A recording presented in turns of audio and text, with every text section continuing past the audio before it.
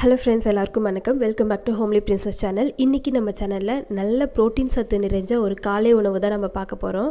ரொம்பவே ஹெல்த்தியான ரெசிபி இது. சில பேர் இதை டின்னராக கூட கொடுக்கலாம். அதெல்லாம் எப்படி கொடுக்கலாம், இதுக்கு என்ன பொருள்லாம் தேவைன்னு வீடியோக்குள்ளே சொல்லியிருக்கேன். வீடியோ ஃபுல்லாக ஸ்கிப் பண்ணாமல் பாருங்கள். இப்போ வாங்க வீடியோக்குள்ளே போகலாம்.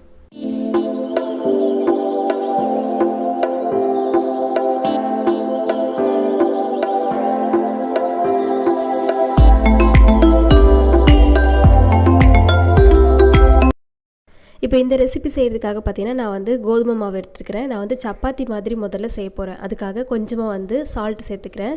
அதுக்கப்புறம் உருக்குன வெண்ணெய் சேர்த்துருக்கிறேன். இது வீட்டிலே செஞ்ச ஹோம்மேட் பட்டர் தான் இது. இதுலேருந்து 1 ஸ்பூன் சேர்த்துருக்கிறேன். சைட் பை சைடு பார்த்தீங்கன்னா நான் கேரட் நல்லா துருவி அதை நான் வேக வச்சுட்டு இருக்க தண்ணியில் போட்டு நல்லா இது கொதிக்கட்டும். இது கொதிச்சதுக்கப்புறம் பார்த்தீங்கன்னா இதை நல்லா வடிகட்டிட்டு கேரட்டை மட்டும் முதல்ல இதோட சேர்த்துக்கோங்க. அதுக்கப்புறம் இந்த தண்ணியை என்ன பண்ணலான்னு நான் சொல்கிறேன். இது ஒரு ஓரமாக இருக்கட்டும். அடுத்தது பார்த்திங்கன்னா நான் வேக வச்ச பச்சை பருப்பு எடுத்துக்கிறேன். இதை நல்லா ஒரு 5-6 விசில் விட்டு எடுத்து நல்லா மசிச்சு வச்சுருக்கிறேன். இதை இதோட சேர்த்துக்கலாம்.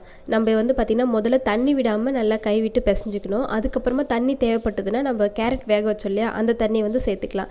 பட் எனக்கு தண்ணிலாம் தேவைப்படலை. இந்த பருப்பு, கேரட்டு, அந்த வெண்ணெய் எல்லாம் சேர்த்து அதுவே நல்ல மாய்ச்சர் கண்டென்ட் இருக்குது அப்படின்றதுனால நான் தண்ணி எதுவும் விடலை, அப்படியே பிசைஞ்சு எடுத்துருக்கிறேன்.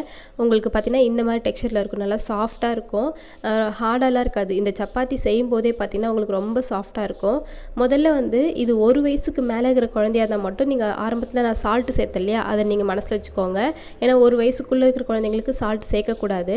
அடுத்தது நான் இந்த மாதிரி கையாலே இந்த மாதிரி நல்லா தட்டி எடுத்துக்கிறேன். நம்ம அடைலாம் போடுவோம் இல்லையா, அந்த மாதிரி கொஞ்சம் மெலிசான அடையாக சேர்த்துக்கோங்க. ரொம்ப திக்காக போட்டிங்கன்னா அப்புறம் உள்ளே சரியாக வேகாது. அதனால் இந்த மாதிரி நான் போட்டுட்டு தோசைக்கல் ஹீட் பண்ணியிருக்கேன். அடுத்து நம்ம தட்டி வச்சுருக்க இந்த சப்பாத்தியை இதோட போட்டு நல்லா கையாலே இந்த மாதிரி தட்டி எடுத்துக்கலாம். இந்த மாதிரி பண்ணிவிட்டு மேலே உங்களுக்கு தேவைப்பட்ட நெய் சேர்த்துக்கோங்க. பட் நான் நெய்லாம் எதுவும் சேர்க்கல, லைட்டாக எண்ணெய் மட்டும் அந்த தோசைக்கல்லில் போட்டுட்டு நான் இது மாதிரி சுட்டு எடுத்துருக்கேன். இந்த மாதிரி 2 பக்கமும் நல்லா குக் பண்ணிவிடுங்க. குக் பண்ணி எடுத்ததுக்கப்புறமா நம்ம இதை ஒரு பிளேட்டுக்கு ட்ரான்ஸ்ஃபர் பண்ணிக்கலாம். இது பார்த்திங்கன்னா அப்படியே நீங்கள் ஒரு நல்லா மென்று சாப்பிட்ற குழந்தைங்களா இருந்தால் பிச்சு கொடுக்கலாம். ஏதாவது சட்னி இல்லைனா சாம்பார் இல்லைனா இந்த சன்னா கிரேவி, பன்னீர் கிரேவி இருக்குல்ல, இதெல்லாம் தொட்டு நீங்கள் தாராளமாக ஊட்டலாம். அப்படியே சாப்பிடும்போது கொஞ்சம் ட்ரையாக இருக்கிற மாதிரி இருக்குன்றதுனால தான் ஏதாவது தொட்டு சைட் டிஷ் வச்சு தொட்டு ஊட்டி விடுங்கன்னு சொல்கிறது. இல்லை என்னோடய குழந்தை மென்று சாப்பிட பழக்கலை, இன்னும் அவங்களுக்கு நான் போரிச்சு மாதிரி தான் கொடுக்குறேன், கூழ் மாதிரி தான் சாப்பிட்டுட்டு இருக்காங்க அப்படின்னா, அதாவது ஒரு 1.5 வயசுக்குள்ளே இருக்கிற குழந்தைங்களுக்குன்னு பார்த்தீங்கன்னு வச்சுக்கோங்களேன், அவங்களுக்கு இந்த மாதிரி குட்டி குட்டியாக பிச்சு போட்டுருங்க ஃபஸ்ட்டு.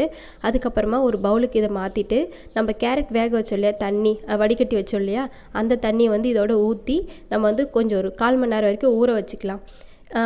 இந்த மாதிரி ஒரு 1.5 வயசுக்குள்ளே குழந்தைக்கு செஞ்சு கொடுக்குறீங்க அப்படின்னா சால்ட்டு சேர்க்காதீங்க, அது மட்டும் கொஞ்சம் மனசில் வச்சுக்கோங்க. இப்போ நல்லா இது ஊறட்டும்.